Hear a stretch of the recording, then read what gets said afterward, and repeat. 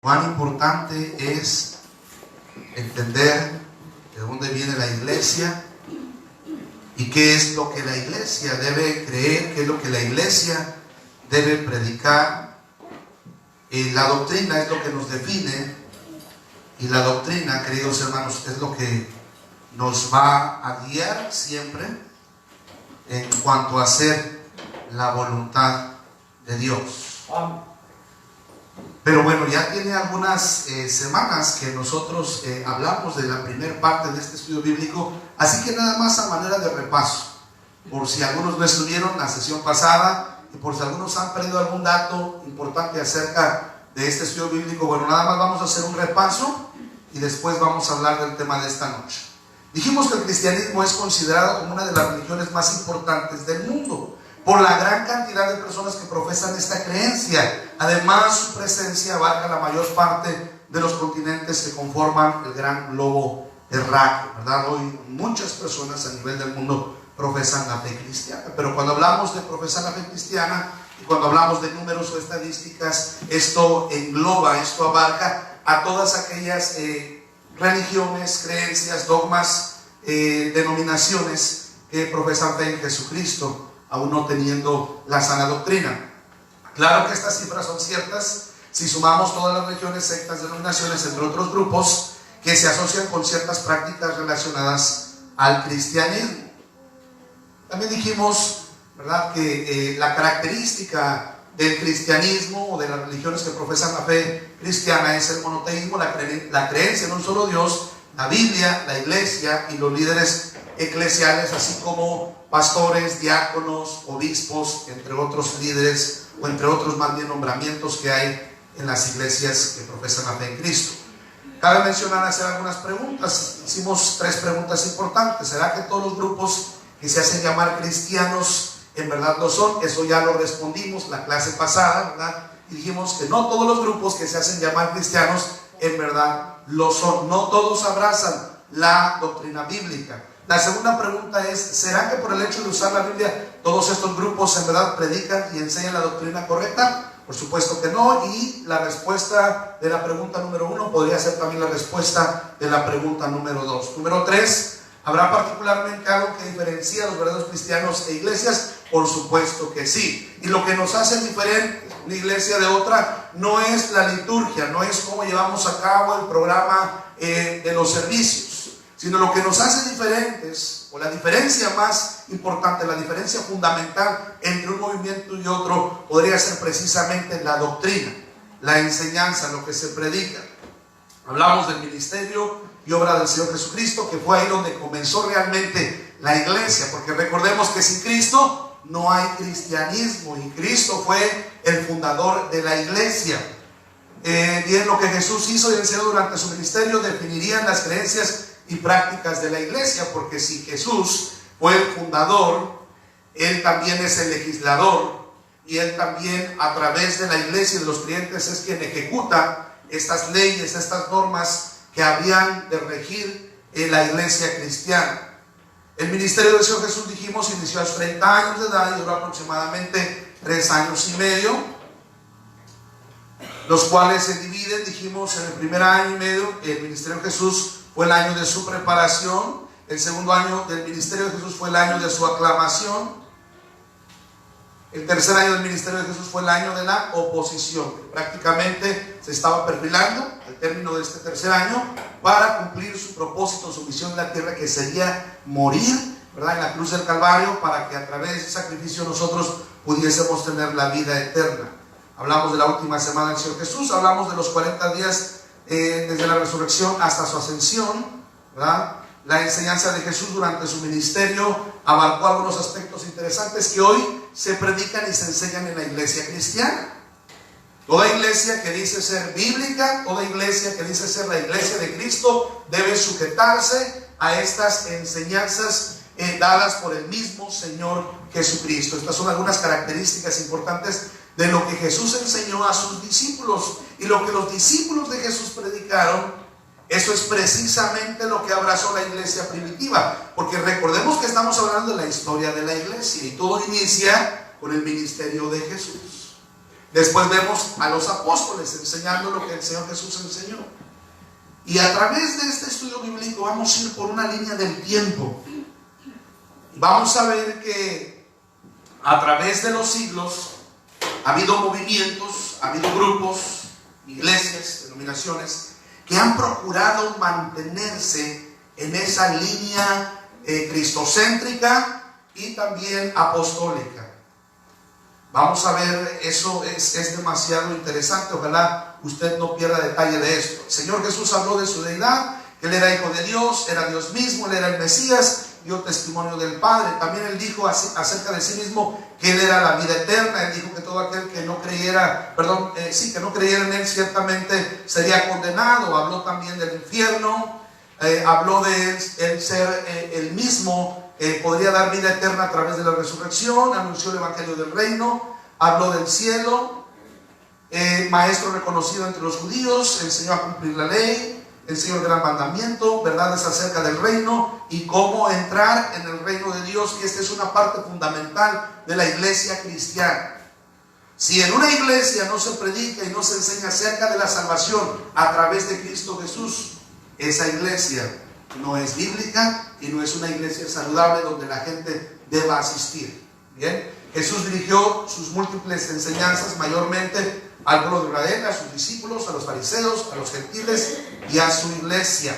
Hablamos también del concepto de iglesia, que es lo que engloba la palabra iglesia del griego eclesia, que significa asamblea llamada fuera. Una asamblea es un grupo de personas que se reúnen con un propósito o con un fin. Y dice el concepto que llamada fuera, esto se refiere a que la iglesia de Cristo debe salir del mundo. Una iglesia bíblica no debe congeniar, no debe convivir, no debe compartir creencias ni pensamientos del mundo.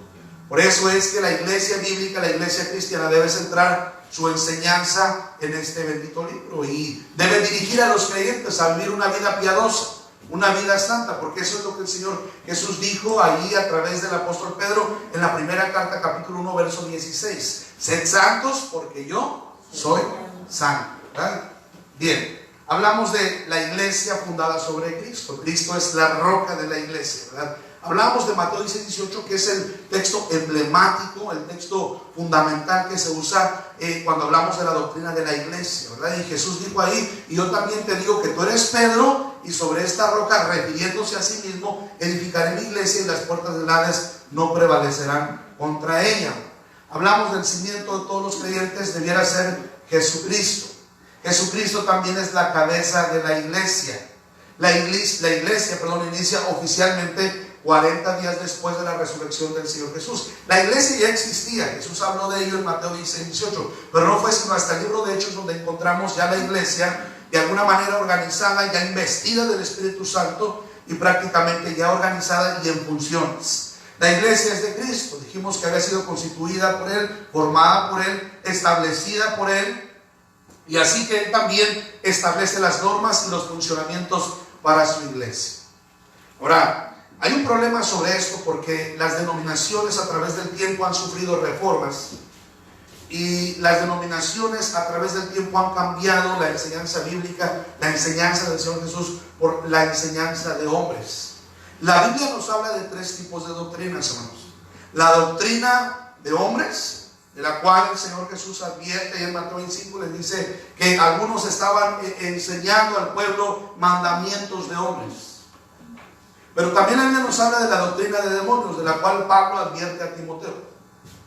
Y hay una tercera doctrina, que es la doctrina que a nosotros nos interesa y es la doctrina a la cual nosotros debemos prestar mucha atención, que es la sana doctrina. Entonces hay tres tipos de doctrinas en la Biblia. La palabra griega ahí para doctrina es didascalia, que quiere decir es una enseñanza. Y la enseñanza debe ser completamente, netamente cristocéntrica, porque recordemos, la iglesia es de Cristo. Y Él enseñó a su iglesia, Él enseñó a sus discípulos, a los apóstoles, lo que habían de enseñar. Y los apóstoles a su vez fueron fieles a esta enseñanza. Y ellos procuraron mantenerse fieles a la enseñanza del Señor Jesús. Es sorprendente y es maravilloso, hermanos, que después de más de 2000 años de historia de la iglesia, hoy nosotros en nuestros días nos mantengamos predicando esta doctrina. la cual a muchas personas no les llama la atención. Dice la palabra de Dios ahí en la segunda carta de Timoteo capítulo 4 que vendrá un tiempo donde la sana doctrina sufrirá, ¿verdad? Porque se amontonarán, dice, maestros conforme a sus propias concupiscencias y apartarán de la verdad el oído y se volverán, dice la Escritura, a las fábulas. Y es lo que estamos viendo hoy en día. La gente no quiere la doctrina de Jesús. La gente quiere hoy en día una enseñanza líquida, una enseñanza sin fundamento, una enseñanza basada en sentimientos y emociones. Ahora, el problema de basar nuestra vida, nuestra creencia en emociones y en sentimientos es que las emociones y los sentimientos cambian. Pero la palabra de Dios permanece para siempre. Nuestra vida no debe estar fundada, nuestra vida no debe ser llevada o basada en sentimientos y emociones. Nuestra vida cristiana debe estar basada en lo que enseña este bendito libro. Y entonces habrá de pasar con nosotros lo que pasó con aquel hombre que edificó su casa sobre la roca. Ustedes recuerdan la historia. Vino el viento, vino la tempestad, sopló con ímpetu contra aquella casa y ¿qué pasó? ¿Cayó? No cayó, ¿verdad? ¿Por qué? Porque el fundamento era la roca. Y la roca en esos pasajes sabemos a quién hace referencia y es a Cristo Jesús. Queremos ser cristianos que permanezcan a través de la prueba, de la tempestad, de la dificultad. Bueno, el fundamento es Cristo. Y el fundamento de Cristo está escrito en este bendito libro, ¿verdad? Entonces, a través de la enseñanza bíblica nuestras vidas pueden estar fundamentadas, pueden estar arraigadas y vamos a lograr permanecer a través de la sana doctrina en el camino correcto siempre. La iglesia de Cristo no fue constituida ni establecida como religión, ¿verdad? Jesús no vino a enseñar religiones, eso también lo dijimos, ni tampoco fue establecida o constituida como un imperio temporal. Y cuando hablamos de imperio temporal, bueno, cabe mencionar que cuando hablo de imperio, Jesús, el reino de Jesús no era de este mundo, el reino de Jesús es un reino celestial. Pero es muy importante entender que a través de la historia ha habido una gran confusión, porque la mayoría de los pueblos de las naciones profesan la fe católica. La palabra católico significa universal. Y este grupo o esta denominación o esta religión viene de la antigüedad, hermanos, y fue un imperio establecido, del cual incluso el libro de Daniel capítulo 4 y capítulo 5 incluso hacen referencia a este imperio, que algunos dicen que el imperio romano ya cayó, que el imperio romano ya desapareció, que ya no se mantiene en pie, lo cual no es verdad, porque el imperio romano sigue gobernando el mundo, pero ya no de una manera bélica, militar, como en aquellos años, como en aquellos siglos, como en la antigüedad, sino que el imperio romano sigue gobernando el mundo, pero a través del movimiento, a través de la religión. Y el reino de Jesús no es de este mundo, ¿verdad? Así que Él no estableció su iglesia como un imperio, como un gobierno. Los apóstoles edificaron sobre el fundamento de Cristo, de Efesios 2:20. ¿Cuál es este fundamento? Sus enseñanzas, es decir, su doctrina, sus ordenanzas y los mandamientos. Hasta aquí un repaso de lo que hablamos la clase pasada. Y hoy vamos a hablar de algo muy interesante: marcas indefectibles de la iglesia primitiva. La palabra indefectible significa características que no deben faltar. Características que no deben faltar. O características que tienen en común. Marcas que no deben faltar en la iglesia primitiva. Marcas que hacen única a la iglesia de Cristo. Marcas que no pueden ser copiadas, que no pueden ser imitadas tan fácilmente. Porque para que una iglesia pueda funcionar y una iglesia realmente pueda dar honra y gloria al nombre del Señor, esa iglesia debe estar fundamentada en lo que Jesús enseñó. ¿Usted cree que una iglesia que se aparta de este bendito libro en su predicación y en su enseñanza puede llevar honra y gloria al nombre de nuestro Dios? Por supuesto que no. Así que si queremos ser una iglesia que lleva honra y gloria al nombre de nuestro Dios, si queremos ser una iglesia que dé luz a este mundo, necesitamos tomar muy en cuenta estas características indefectibles en la iglesia primitiva. ¿Y por qué estamos hablando de la iglesia primitiva? Porque estamos hablando de la historia de la iglesia. ¿De dónde viene lo que predicamos como iglesia? ¿De dónde viene lo que creemos? ¿De dónde viene lo que hemos abrazado? ¿De dónde viene lo que hoy practicamos nosotros como cristianos?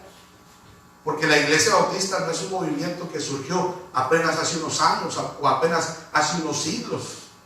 Tampoco la Iglesia Bautista surge del movimiento de la Reforma.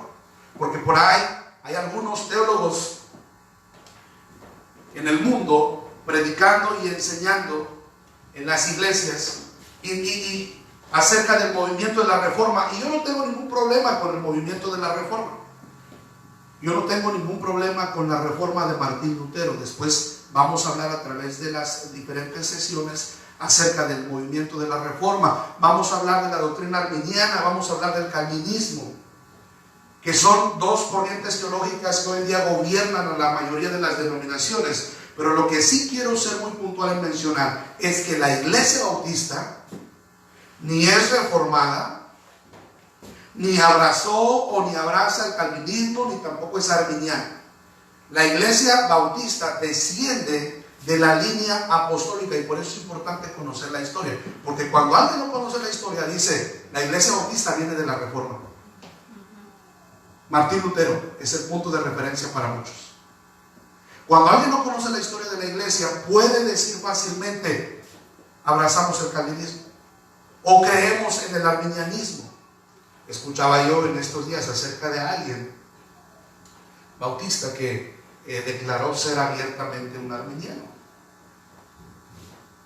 Lo sorprendente es que son personas de estudio, son personas dedicadas al estudio de la palabra, y yo no puedo entender cómo alguien que estudia la Biblia y la historia de la iglesia puede finalmente dar un paso atrás y abandonar la sana doctrina. Yo no puedo concebir eso, no lo puedo entender. Pero hay una palabra que la Biblia usa para este tipo de personas, y la palabra correcta es apóstata.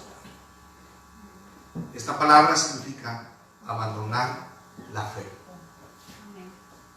Bien, vamos a ver cuáles son estas características indefectibles, pero antes vamos a ir a Dios en oración. Vamos a hablar de 10, para darnos el tiempo para hablar de las 10 características esenciales de la iglesia primitiva. Señor, en esta hora queremos suplicar y queremos rogar que este estudio nos ayude, nos abra el panorama, Señor, y esto sea confirmación de lo que hemos creído.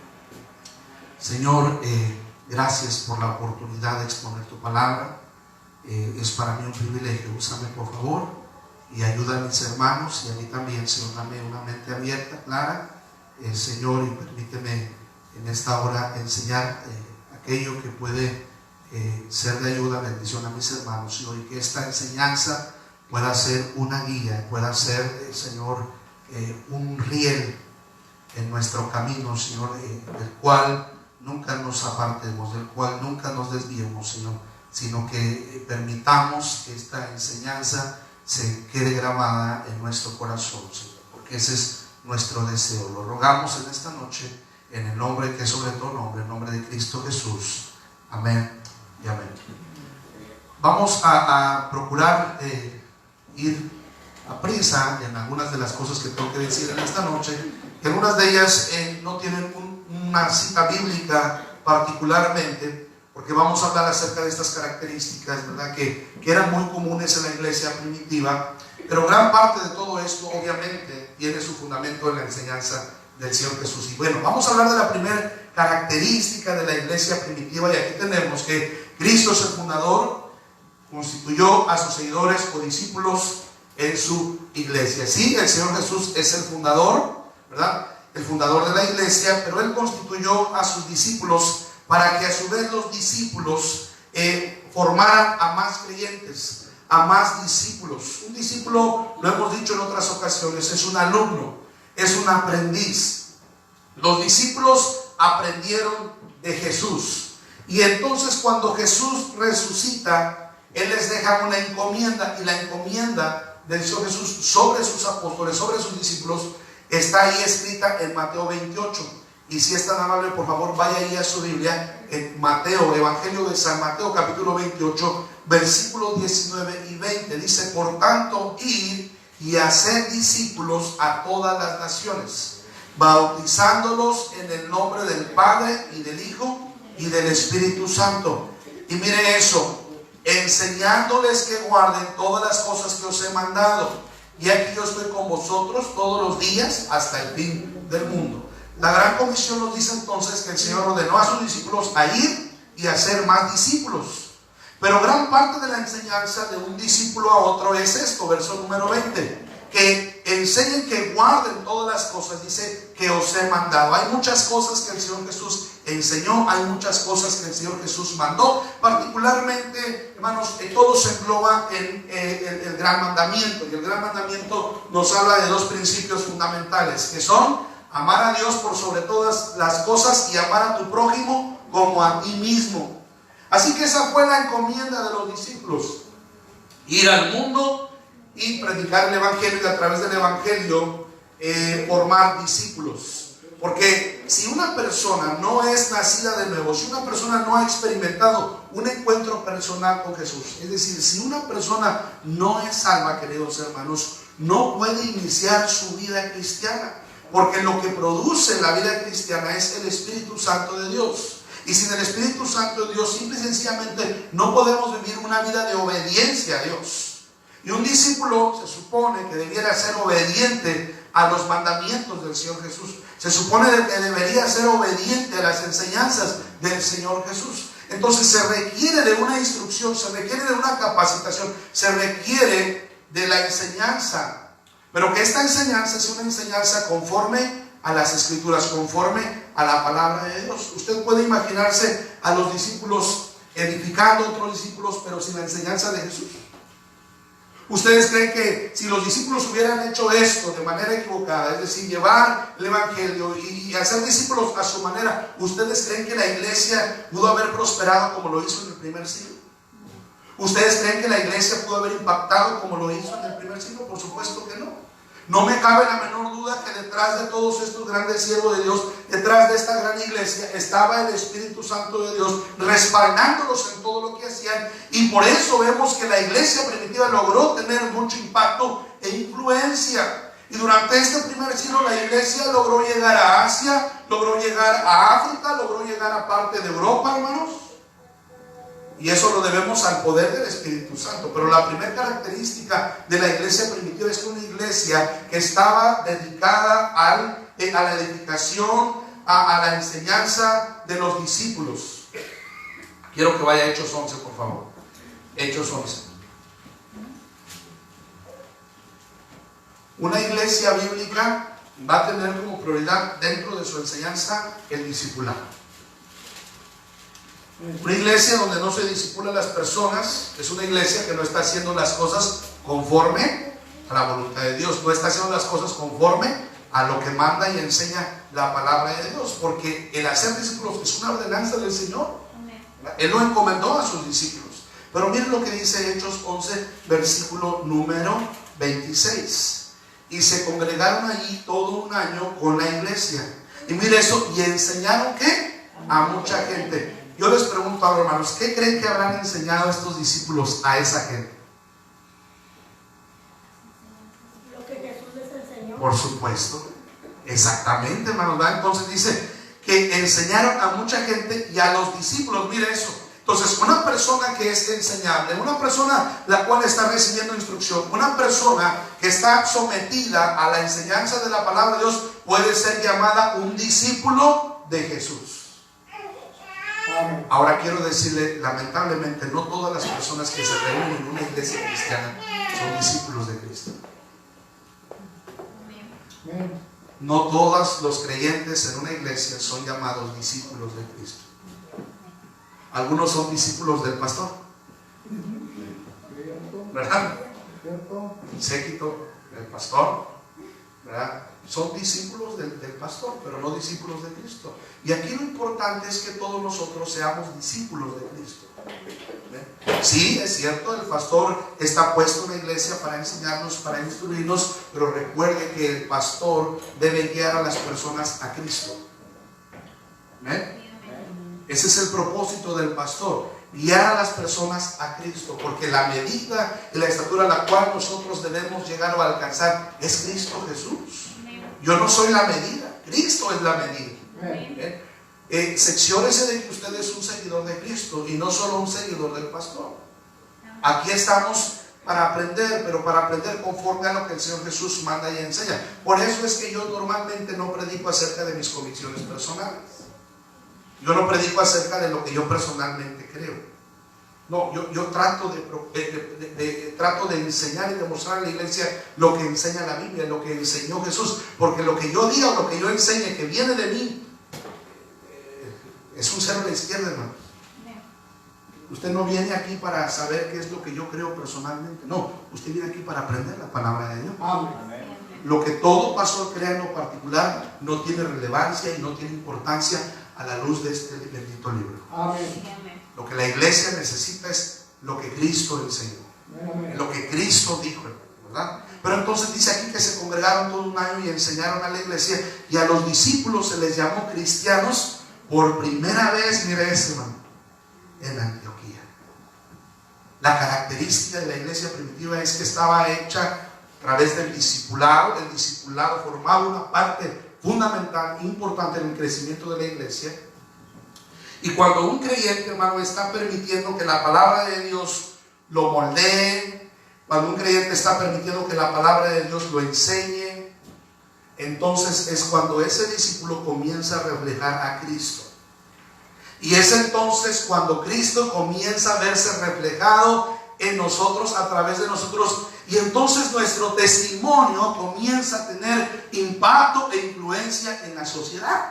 Que es, hermano, lo que nosotros deseamos, que es lo que nosotros deberíamos desear en lo más profundo.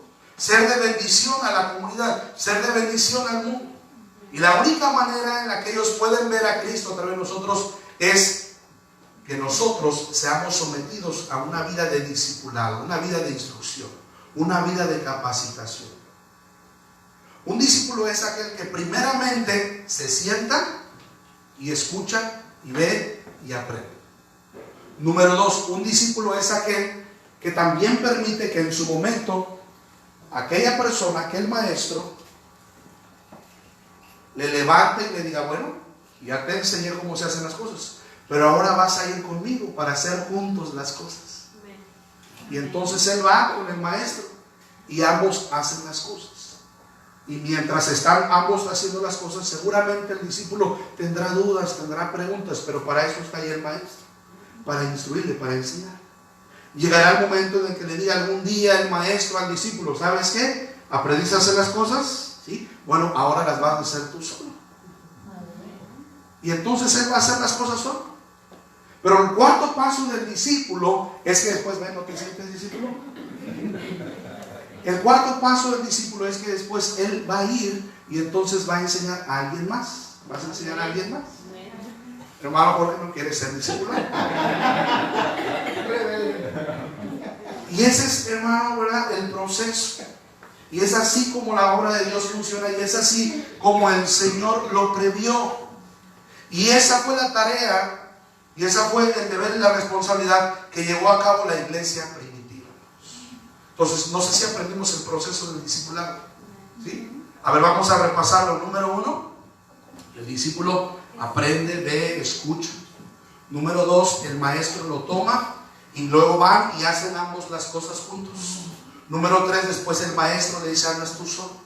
Y número 4, ese discípulo ahora va y discipula a alguien más.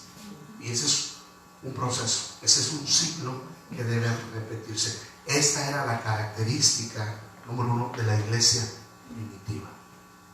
La iglesia que Cristo fundó era una iglesia enteramente dedicada al discipulado. Bien, vamos adelante. Número 2. Este organismo o iglesia tenía, de acuerdo con las escrituras y la práctica de los apóstoles de las primeras iglesias, 2 clases de ministros o funcionarios, y solo 2. O sea, no había más oficiales, no había más formas de liderazgo dentro de la iglesia, por así decirlo de alguna manera. La iglesia, hermanos, era un organismo que estaba fundamentado completamente en la enseñanza del Señor Jesús. Tenían muy en cuenta la enseñanza de Jesús, y para ellos no había otra cosa como hoy en día, ¿verdad? El libro tal, el tomo tal, la guía tal, ¿verdad? El libro del Mormón y otras cosas por ahí, ¿verdad? Que es lamentable ver cómo hoy muchas personas le dan más créditos a los libros escritos por teólogos, ¿verdad? A los libros que denominaciones sacan, que al bendito libro de Dios, la Biblia. Pero esta iglesia no tenía más opciones, no tenía dónde más agarrar.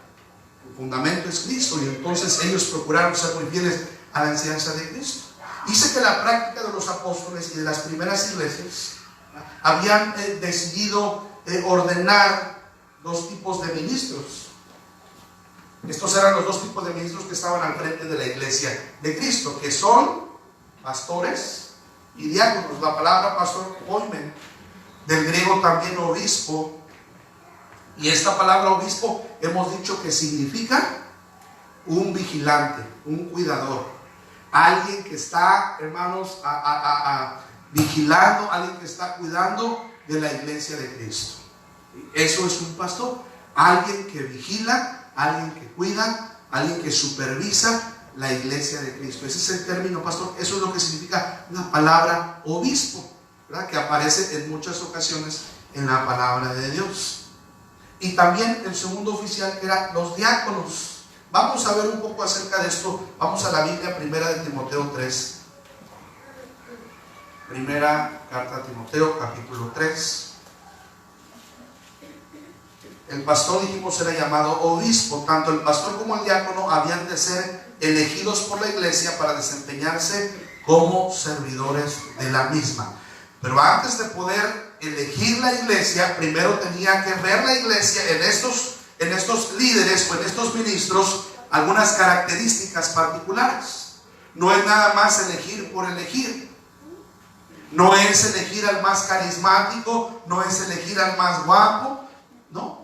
Hay características, hay algunas virtudes que estos hombres ocuparían un lugar en la iglesia, un lugar privilegiado, tenían que tener. Dice la palabra de Dios, versículo 1, palabra fiel: si alguno anhela obispado, buena obra desea. Si alguno quiere ser pastor, excelente, muy bien. Pero es necesario que el obispo sea irreprensible, marido de una sola sobrio, prudente, decoroso, hospedador, apto para enseñar, no dado al vino, no pendenciero, no codicioso de ganancias deshonestas, sino amable, apacible, no avaro, que gobierne bien su casa, que tenga a sus hijos en sujeción con toda honestidad. Pues el que no sabe gobernar su propia casa, ¿cómo cuidará de la iglesia de Dios? No un neófito, no sea que envaneciendo se caiga en la condenación del diablo. Y también es necesario que tenga buen testimonio de los de afuera, para que no caiga en descrédito y en lazo del diablo. Pero yo quiero que vea algo muy interesante aquí, que todas las características están relacionadas con el término masculino. Porque en la iglesia de Cristo no hay pastores. En la iglesia de Cristo no existe esto de pastores. Amén. Eso es mucho más reciente. Eso es en los últimos años es donde ha habido esta tendencia, es donde ha habido esta preferencia de muchos, porque son preferencias, son tendencias de la iglesia actual. Pero esto no estaba en la iglesia primitiva. En la iglesia primitiva, todos los que dirigían, todos los que ministraban eran hombres. Y la verdad es que no es porque el hombre estuviese por encima de la mujer. Jamás. En la fe cristiana el hombre no está por encima de la mujer. En la fe cristiana se cree que tanto el hombre como la mujer ocupan ambos el mismo lugar delante de los ojos de Dios. ¿Ustedes recuerdan de dónde fue hecha Eva? ¿De qué parte del cuerpo de Adán fue hecha Eva? De la costilla. No fue hecha de los pies ni de la cabeza, fue hecha de la costilla, ¿verdad? Es decir, fue hecha, la mujer debe estar al lado del esposo. La mujer no es menos y no es más. Incluso ahí Pablo, cuando habla acerca de esto, ¿verdad?, de que la mujer debe someterse a su marido, ahí precisamente en esta primera carta a Timoteo encontramos que dice Pablo, no es por cuestiones de machismo, sino es que es más una cuestión de la creación, porque Adán fue creado primero y después Eva. Hay un orden en la iglesia de Cristo. Primera de Corintios 14:40 dice: hágase todo decentemente y con orden. Y en la iglesia de Cristo hay orden. Y en la iglesia de Cristo se dice que se estableció al hombre, al varón, como líder o como ministro. Y no es porque la mujer no tenga capacidad. Nos queda claro a todos los hombres aquí que somos casados que las mujeres son muy capaces, ¿verdad que sí? Algunas de ellas son más inteligentes que nosotros, más sabias que nosotros, más cariñosas que nosotros, tienen muchas habilidades, tienen muchas virtudes, pero a ellas no se les dio el ministerio pastoral. Cristo no quiso que las mujeres fuesen pastoras, por la manera, por la forma en la que han sido creadas por Dios. Las mujeres son seres sentimentales. Y los sentimientos, yo le dije, cambian. El hombre es un poco más dado a la decisión, es un poco más dado a estar más estable en muchos aspectos. Después vamos a hablar una clase completa de esto, ¿verdad? Pero simplemente estamos hablando ahorita de manera general. 10 características prominentes, importantes, fundamentales de la iglesia primitiva. Y una de las características de la iglesia primitiva es que cuando usted llegaba al culto, usted no iba a ver ni una mujer predicando la palabra de Dios, instruyendo o enseñando, y no porque no fuesen capaces, sino porque hay un orden en la iglesia de Cristo. Amén. En algún momento aquí Pablo dice que la pastora sea esposa de un solo varón. Pudo haberlo dicho. ¿Qué le impedía al apóstol Pablo añadir esas cláusulas aquí? ¿Qué le impedía al apóstol Pablo haber hecho eso? Pero porque el término pastor, el término obispo, hace referencia precisamente a un varón, a un hombre. Y luego desde el versículo 8 hasta el versículo 13 nos da los requisitos para los diáconos. Vamos a verlos. Los diáconos asimismo deben ser honestos, sin doblez, no dados a mucho vino, o sea que de vez en cuando pueden tomarse una comida por ahí, no codiciosos de ganancias deshonestas. Dice que guarden el ministerio de la fe con limpia conciencia, ¿eh? Y esos también sean sometidos a prueba, ¿qué? Primero. Y entonces, ¿qué? Ejerzan el diaconado si son, ¿qué? Irreprensibles. Esta palabra irreprensible, hermano, significa que nadie tenga nada malo que decir, ni del pastor ni de los diáconos. ¡Wow! ¡Qué tremendo testimonio! Las mujeres, o sea, fíjese que, mire, aquí vamos entrando a algo muy importante. O sea, las mujeres, ¿a qué se refiere el versículo número 12? Los diáconos, las mujeres, asimismo sean honestas, no calumniadoras, sino sobrias, fieles en todo. Este versículo número 11, estamos hablando del liderazgo que había en la iglesia primitiva, de los oficiales dentro de la iglesia, que es una segunda característica.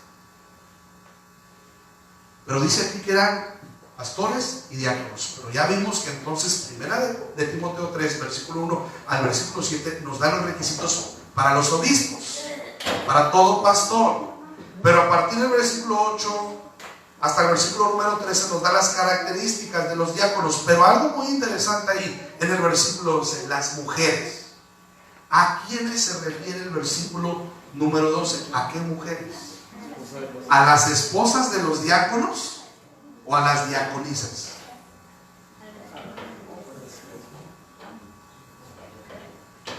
¿En la iglesia de Cristo puede haber diaconisas?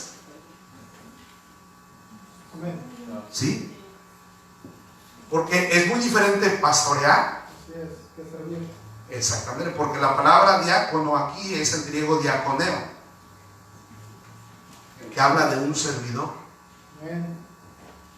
En la iglesia debe haber servidores, sí, pero imagínense que nada más los hombres pudieran servir a Dios.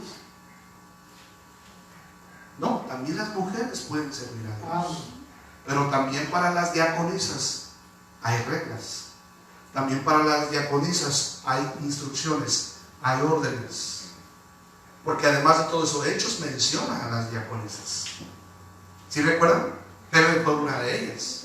Era diaconisa, Evodia, Síntique, otras hermanas más por ahí que fueron diaconisas. Hechos habla de ellas, ¿verdad? Y se hace referencia a ellas como diaconisas. Entonces también hay diáconos en la iglesia, ¿verdad? Amén. Y dice que estas mujeres que sirven en la iglesia deben ser honestas, no calumniadoras, sino sobrias, fieles en todo. Los diáconos sean maridos de una sola mujer y que gobiernen bien su casa y sus casas, porque los que ejerzan bien el diaconado ganan para sí un grado honroso y mucha confianza en la fe que es en Cristo Jesús. Entonces, estas eran las características que debían estar presentes en todos aquellos que quisieran ocupar un lugar como oficiales dentro de la iglesia. Pero particularmente el pastorado era ocupado solamente por varones, por hombres. No hay caso en la Biblia de una pastora, a diferencia de que sí hay casos mencionados en la Biblia de diaconisas, ¿sí? ¿Alguien me puede dar aquí el ejemplo de alguna pastora en la Biblia? Hermana Lupita, no me va a decir que usted va a dar una. No, hay una mala interpretación en ese aspecto, ¿verdad? Que hay gente, iglesias que quieren dar una cita fuera de contexto para confirmar esa creencia. Y el único ejemplo que quieren tomar es sobre Débora y Barak, cuando Débora fue jueza para Israel, pero fue el único caso en los jueces que Dios les dio la oportunidad, tal vez, pero ella no decidía. Ella estaba detrás de Barak, ayudándole a ayudar al pueblo. Como Esther estuvo en ayuda con Mardoqueo, ¿verdad?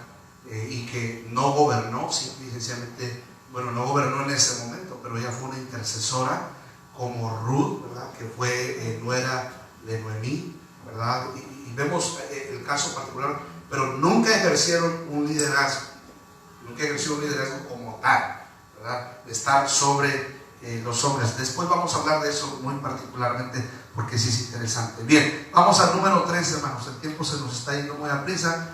Vamos a la característica número 3 de la iglesia primitiva. Ahí se fue a la 4. Número 3. Las iglesias en su gobierno y disciplina habían de ser enteramente independientes unas de otras. La iglesia en su gobierno deberían ser independientes unas de otras. Así la iglesia de Jerusalén no había de tener autoridad alguna sobre la iglesia de Antioquía, ni la de Antioquía sobre la de Éfeso, ni estaba sobre la de Corinto. Y así sucesivamente, su gobierno había de ser congregacional y democrático. Fíjense, toda iglesia debe ser independiente una de otra, ¿verdad? Eso nos habla en su gobierno, en su estructura, en su organización, en todo, en su forma de conducirse, en su forma de hacer las cosas. No debe haber injerencia de una iglesia en otra. Eso no es bíblico. Hay hombres que han, a través del mal uso o de la mala interpretación de este punto, hay hombres que han creado imperios a través de las iglesias. Hay hombres que se sienten ser los dueños de la iglesia. Hay hombres que están por encima de la palabra de Dios, y la palabra de Dios la hacen a un lado las veces que quieren, ¿verdad?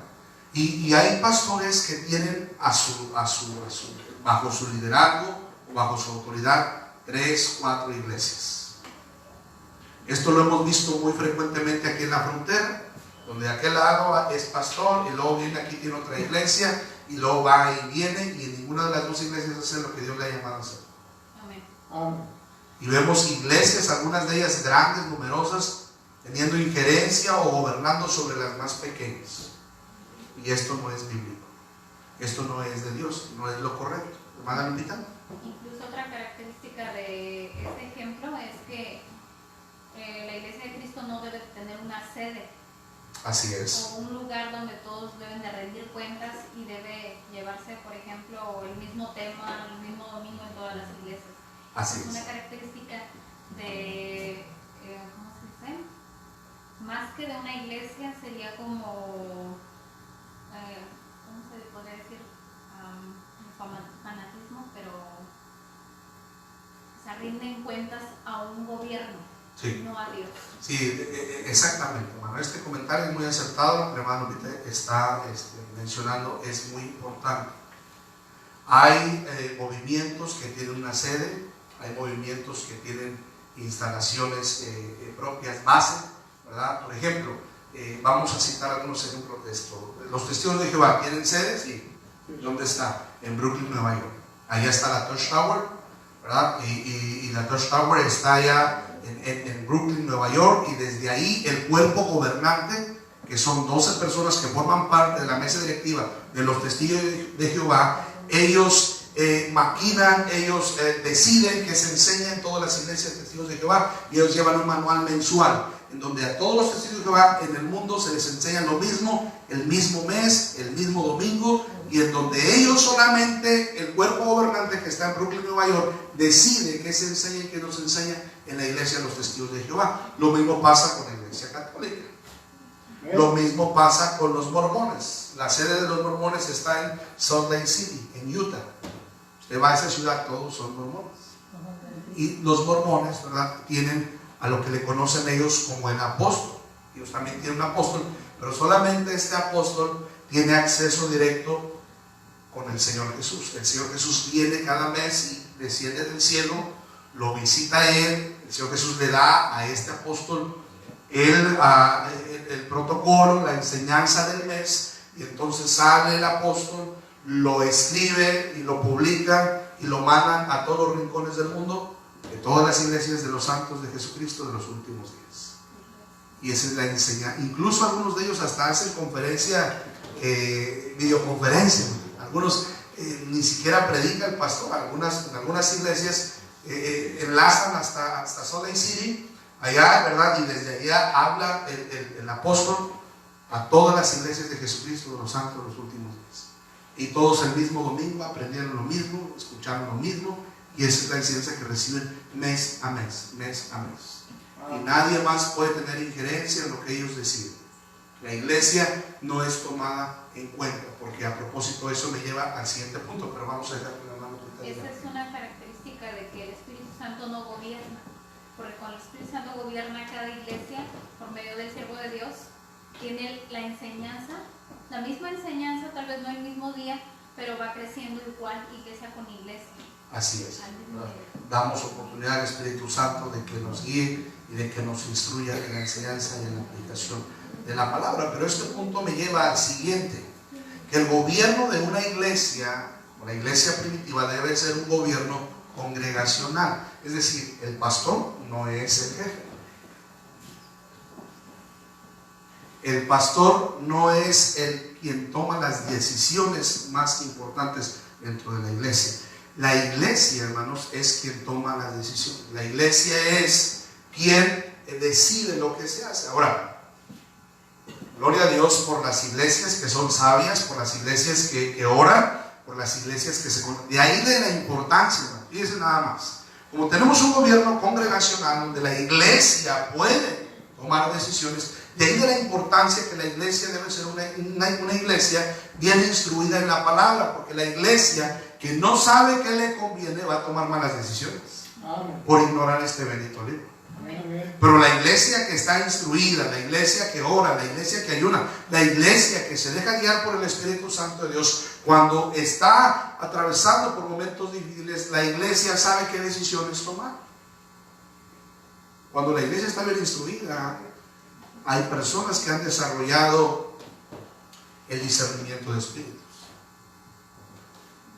Y entonces la iglesia puede discernir cuando el predicador o cuando uno de los predicadores no está hablando conforme al Espíritu Santo y que está hablando conforme a lo que él considera. De ahí de la importancia, hermano, de tener una iglesia instruida, de ser una iglesia bíblica, una iglesia cristocéntrica, una iglesia consagrada. Pero ¿qué pasa a veces en este punto? A veces no existe un balance, a veces no existe un equilibrio, porque ciertamente a veces hay creyentes que se dejan llevar por su carnalidad y entonces comienzan a ver cuando el pastor está haciendo su trabajo, está haciendo su deber, algunos miembros no están de acuerdo y algunos de ellos, bajo la influencia de la carne, comienzan a oponerse a los planes y proyectos. Ahora, de aquí también la importancia de que el pastor debe ser guiado por Dios, debe someterse al Espíritu Santo y debe ser el Espíritu Santo quien lo dirija, porque cuando el pastor se deja guiar por el Espíritu Santo, la iglesia también está en la misma conexión, ¿verdad? Y entonces tanto la iglesia como el pastor, hermano, están en la misma sintonía y ambos trabajan y ambos construyen y edifican la iglesia para la gloria de Cristo. Cuando el pastor ve por su conveniencia, la iglesia lo ve. Cuando el pastor ve solo por los hijos, la iglesia lo sigue. Y es ahí cuando empieza a haber fricciones. Cuando el pastor está buscando su propia gloria y no la gloria de Dios, la iglesia lo puede perseguir. Y es ahí cuando la iglesia comienza a poner resistencia, y es ahí cuando comienza a haber fricción. Y eso muchas veces acaba en problemas. Y la iglesia es lastimada. Pero también al mismo tiempo tenemos a veces congregaciones que están bajo la carne y que ninguno de los planes o proyectos que presenta el pastor son aprobados. Ahora, la iglesia sí es quien gobierna, la iglesia sí es quien toma decisión, la iglesia sí es quien sugiere. Pero debemos también entender una cosa: Dios llamó al pastor y Dios le ha dado una visión al pastor. Amén. Si esa visión es de Dios y la iglesia lo sabe que es de Dios, la iglesia debe apoyar la visión del pastor. Amén. Sí, amén. La iglesia debe someterse, la iglesia debe permitir ser pastoreada, porque este es otro problema, que hoy muchas iglesias ya no son pastoreadas. Amén, amén. Han caído en el error de ya no permitir liderazgo sobre sus vidas. Ya no escuchan, están envanecidos. Entonces sí es bueno darle su lugar a la iglesia en cuanto a las decisiones, por supuesto que sí es un gobierno congregacional y democrático, y en una democracia se escuchan todas las voces. No todos en una iglesia van a estar de acuerdo, pero tenemos que aprender una cosa, hermanos: a respetarnos unos a otros Sí, amén. y a ser tolerantes unos con otros. Los de este lado muchas veces no van a estar de acuerdo con los de este lado, y los de este lado muchas veces no van a estar de acuerdo con los de este lado. Pero eso fortalece, pastor, también. Por supuesto que sí, debe haber un contrapeso. Exactamente. Eso es lo más importante de una sociedad. Amén. Sí, por supuesto, hermanos. ¿Qué pasa en las sociedades donde hay totalitarismo, donde hay fascismo, donde hay comunismo, donde nada más uno gobierna? Aquí está nuestro hermano Osni, que nos puede dar a detalle una clase acerca de lo que estoy diciendo, una clase completa de cómo se vive en un lugar donde nada más uno manda y donde nada más uno gobierna. La gente vive oprimida, la gente vive esclavizada. Y aquí en la iglesia de Cristo las cosas son muy diferentes. La iglesia no tiene ni por qué ser oprimida, la iglesia no tiene ni por qué ser esclavizada, la iglesia no debe sufrir venir a la congregación, la iglesia no debe sufrir venir a los cultos, la iglesia debe venir en la libertad que Cristo nos ha dado. Amén. Y la iglesia debe ser escuchada en su inquietud y en su necesidad. Porque aquí no nada más importa el pastor, aquí importa la iglesia. ¿Amén? Amén. El hermano decía: es importante que haya diferentes puntos de vista así. No siempre voy a tener yo la razón. Yo no soy infalible, hermanos. Yo también me equivoco. Pero también la iglesia a veces se equivoca. Amén. Y para eso está el pastor. Y cuando el pastor se equivoca, para eso está la iglesia. Sí, amén. Para ubicarlo, ¿verdad? Para decirle: pastor, se está saliendo un poquito, métase y dele, y sígale, ¿verdad? Y vamos a llegar todos lejos. Recordé la palabra, más que una iglesia, esos movimientos se convierten en sectas. Así Los es. sectarios por causa de seguir un solo líder, una sola manera. de Así trabajar. es. Sí, cuidado, porque la iglesia de Cristo no es una iglesia sectaria. Bien, número 4. Vamos a ver el número 4 y yo creo que vamos a terminar, o tal vez nos dé tiempo de ver también el número 5. Otra característica fundamental de la iglesia primitiva, hermanos, número 4, es que Cristo dio a la iglesia 2 ordenanzas y nada más que 2, no más ordenanzas. A saber, ¿cuáles son estas 2 ordenanzas, hermanos? El bautismo y la cena del Señor. El Señor dio 2 ordenanzas solamente a su iglesia, y estas fueron las 2 ordenanzas que desde comienzos de la iglesia primitiva se celebraron. Primeramente, el bautismo.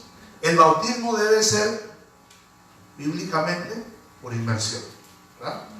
La palabra bapto viene del griego, que significa sumergido bajo líquido, sumergido bajo agua, ¿verdad? Completamente. Este es el bautismo que se enseñó, que se llevó a cabo en la iglesia primitiva. El bautismo por inmersión. Y fue ejecutado en el nombre del Padre, del Hijo y del Espíritu Santo. ¿Ok? Bien, y el bautismo, a su vez, es el primer paso de obediencia, como hijo de Dios, te lleva a formar parte de lo que es la iglesia de Cristo. Ahí en Hechos 2, vaya rapidito ahí por favor, nada más para corroborar esto. El bautismo, más que nada, hermanos, es la profesión pública de fe en Cristo. El bautismo debe ser llevado frente a la iglesia, debe ser ejecutado delante de la congregación como testimonio, como testimonio de haber puesto, de haber ejercido su fe en Jesucristo. Pero para poderse bautizar, primero tuvo que haber creído en el Evangelio de nuestro Señor Jesucristo. Dice el verso 41 de Hechos 2: así que los que recibieron su palabra fueron ¿qué? Bautizados, y se añadieron aquel día como 3,000 personas. ¿A dónde se añadieron? A la iglesia que ya está en Jerusalén. Exactamente. Los que recibieron su palabra fueron bautizados. Entonces, los pasos a seguir son: primeramente, recibes la palabra; primeramente, crees en el Evangelio; número 2, eres bautizado; y luego, justamente cuando tú eres bautizado, entonces tú ya puedes formar parte de la iglesia de Cristo. ¿Sí? Y como parte de la iglesia de Cristo, entonces tú puedes participar de esta segunda ordenanza, que es la Santa Cena, la Cena del Señor. Que todos estas dos ordenanzas, hermano, habían sido de ser perpetuadas por el Señor Jesús y de carácter memorial. Esto es para recordar primeramente lo que Jesús hizo por nosotros en la cruz del Calvario, cuando nosotros creímos en el Evangelio, y el segundo nos recuerda, ¿verdad?, precisamente también el sacrificio de Cristo, y que algún día llevaremos a cabo la Cena del Señor allá en la presencia de Dios. Sobre esto, ¿habrá algo que quieran comentar, hermanos? ¿Habrá algo que quieran decir? Hermano Aníbal. A ver si no me agarro los dedos sobre la puerta, José. Hay iglesias, no voy a mencionar los nombres, ¿verdad? No. Pero aquí en Nuevo Laredo, bautistas, en lo particular dos, que no crecen precisamente por el sometimiento intelectual del que gobierna. Eso es la familia, vamos a llamar así de alguna manera. Sí. Entonces, el no tener ese crecimiento, por las iglesias o los templos están solos, literalmente, solamente va la familia. Sí. ¿Sí? Papá, esposa, hijos, primos, familiares, ¿no? Sí. 10, 12 o 14. Entonces, muchas veces vemos esa situación. Y cuando comentamos estos temas en público, dentro de las mismas congregaciones o entre las mismas reuniones ya de interiglesias, ¿sí?, se toma en ocasiones a mal el comentario. ¿Cuál sería esa la razón por la que toman a mal el comentario de que esas iglesias se deben de sujetar a la Biblia, no a la persona, físicamente hablando? Así es. ¿Cuál sería la razón, pastor? Quieren pasar por encima de este mundo. Están haciendo su santa voluntad y no la voluntad de Dios. Esa es la única razón. Una iglesia no es obediente a la palabra de Dios porque no quiere ser, ¿verdad? Pero esta es una decisión, ¿verdad? Esto es una decisión, y yo creo, ¿verdad?, que todo aquel que está comprometido en hacer verdaderamente la voluntad de Dios no va a poner objeción para obedecer lo que manda y dice este bendito. Sujetarnos. No hay otra cosa. Precisamente por eso estamos hablando de la historia de la iglesia. ¿Qué fue lo que hizo la iglesia primitiva? Y a través de lo que comenta nuestro hermano Iván, quiero que nos demos cuenta cuánto nos hemos alejado las iglesias a través del tiempo y de los siglos, de lo que se predicó y de lo que se enseñó en sus comienzos y en sus inicios. Si la iglesia de Cristo en nuestros días se mantuviera cerca, apegados a lo que hizo la iglesia primitiva, otro tipo de iglesias tendríamos. Pero a través del tiempo, el hombre, el concepto del hombre, el pensamiento del hombre, los gustos del hombre, las creencias propias del hombre. Algunos dicen: no, es que yo no creo que un creyente deba bautizarse inmediatamente. Yo creo que debe tomar 6 meses, 7 meses de discipulado. Y todo eso, ¿dónde está en la Biblia? ¿Verdad, hermano? Se podría decir que por eso, por ejemplo, la iglesia luterana, por eso después, bueno, el movimiento que inició Lutero, se podría decir que por eso después se convirtió en un movimiento con el tiempo de que ellos se apegaron tanto a las enseñanzas de él. Definitivamente llega un punto, tenemos que tener mucho cuidado, porque llega un punto donde el líder comienza a ser la figura principal en el movimiento, el líder. Fue lo que pasó con los luteranos, es lo que ha pasado con muchos. Inicialmente los líderes, el propósito principal era glorificar a Dios y lo hicieron, pero después los que vinieron detrás de ellos se encargaron de darles un lugar a esos líderes que no les correspondía. Por ejemplo, la luz del mundo. Uno de los ejemplos, la luz del mundo. Entonces, sí debemos examinar esto que estamos hablando, debemos meditarlo, irnos a casa. Y vaya a Hechos 17, por favor. Mire, quiero que vea un versículo. Hechos 17, 11.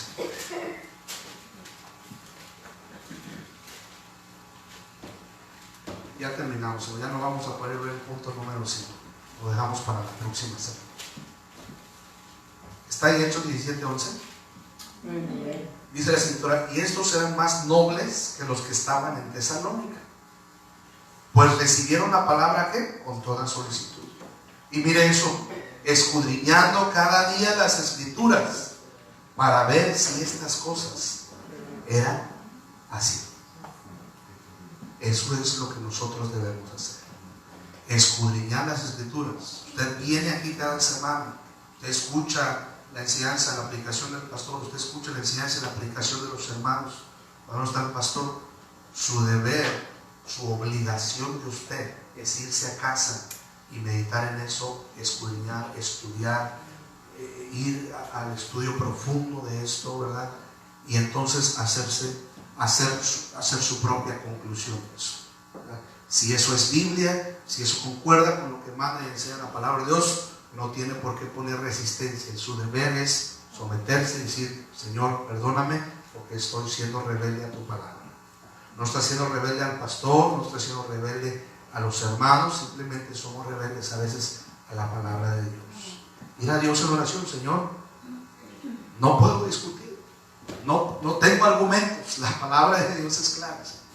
Además ayúdame a mí, Espíritu Santo, a ser obediente, a ser sumiso. Pero estos creyentes primitivos no nada más escuchaban al pastor hablar, dice que iban a su casa y escudriñaban a ver si estas cosas eran así.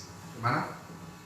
Regresando al punto del bautismo, aquí hay muchas cosas en las que muchos movimientos difieren con la palabra de Dios. Un movimiento, por ejemplo, que viene de la rama pentecostés, usa mucho el pasaje de Marcos 16:15 que dice, y les dijo, ir por todo el mundo y predicar el evangelio a toda criatura, el que creyere y fuere bautizado será salvo. Quieren hacer parte de la salvación del bautismo.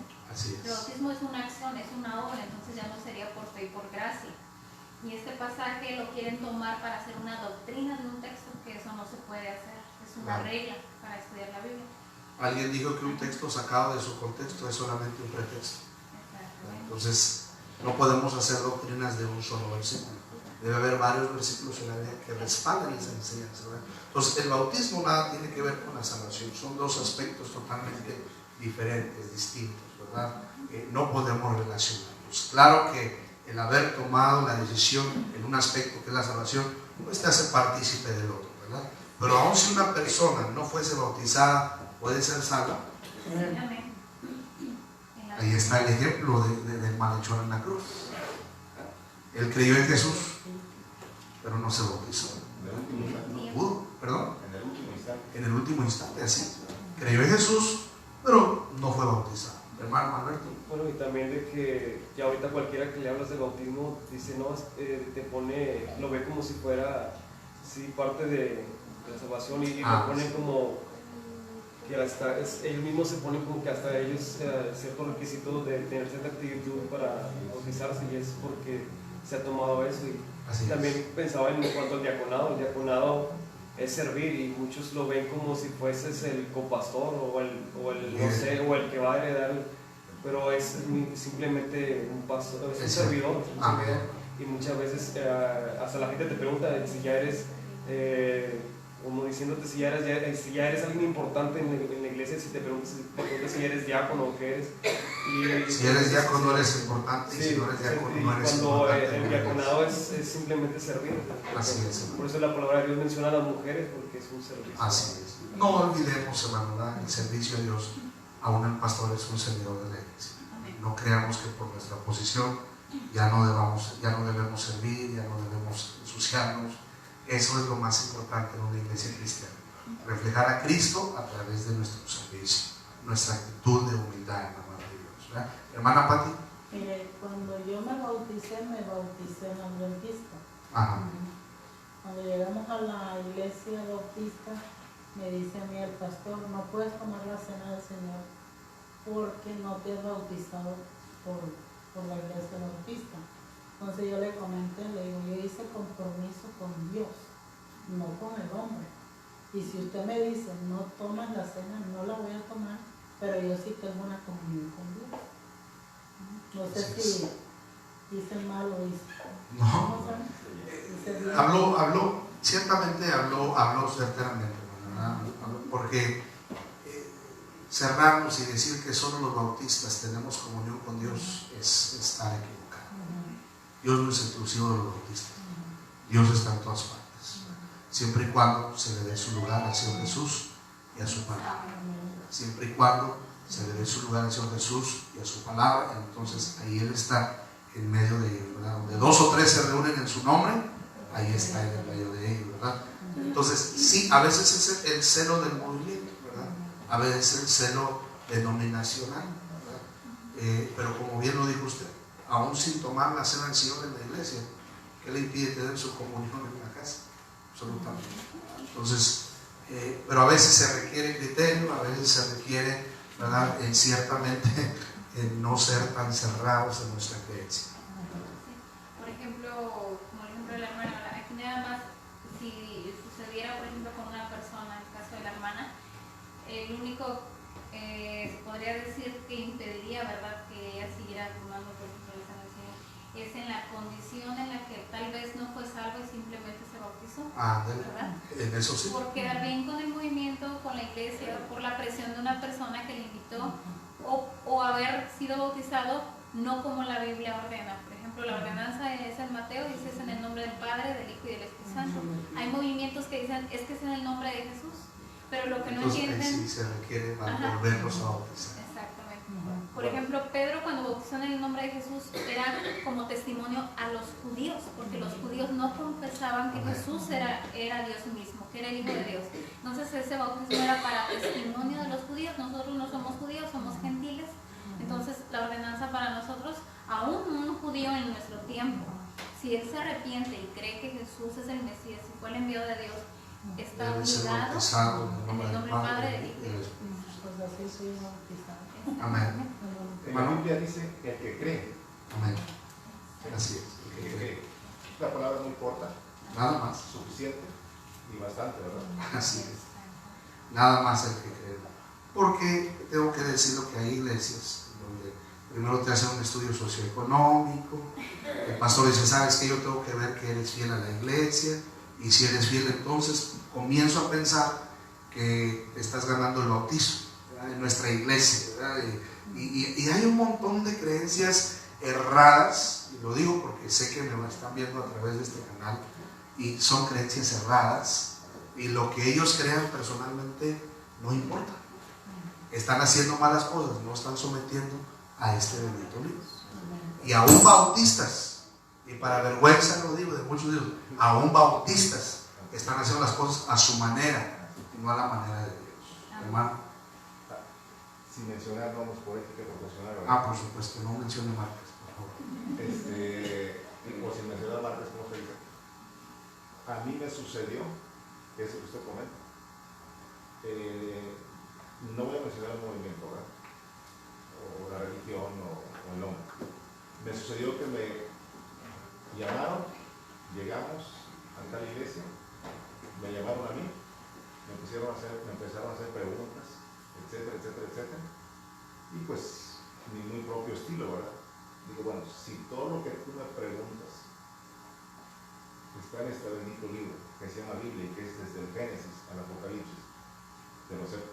pero si no está ahí, me disculpas, pero no puedo. No me puedes correr tu vida. A él, esa persona siendo diácono. Sí. Digo, así contesté. Sí. Sí, porque mis convicciones. Y en cuestión, por ejemplo, también a ese punto, hermano, hoy las iglesias para poder recibir membresía votan. ¿Verdad? Si saben de eso, hay iglesias para recibir miembros, votan. El pastor pregunta, ¿cuántos aceptan esta familia? ¿Cómo dice? Híjole, hermano, ¿verdad? Qué incómodo debe ser. Por mí nunca votaron. Gracias a Dios. Pero qué incómodo ha de ser estar en esa situación, ¿verdad? Que te pasen al frente con tu familia y te digan públicamente, hermanos, si la iglesia vota que sí son aceptados y si la iglesia vota que no, entonces van a tener que buscar otra iglesia. ¿Lo siguen? Y eso estaba en la iglesia de Cristo. Bueno, nos quedamos en la característica número 4 de la iglesia primitiva, pero las otras 6 no mencionan nada de esto. El único requisito bíblicamente es ser salvo y ser bautizado. Se acabó. Y si no está casado legalmente, y si está junto con la que no es su esposa, hay un montón de temas polémicos, ¿verdad? Y después hablaremos de eso. Pero ahorita vamos a orar. ¿Sí? Por favor, el tiempo se ha ido. Los incline su rostro, cierre sus ojos. Vamos a orar.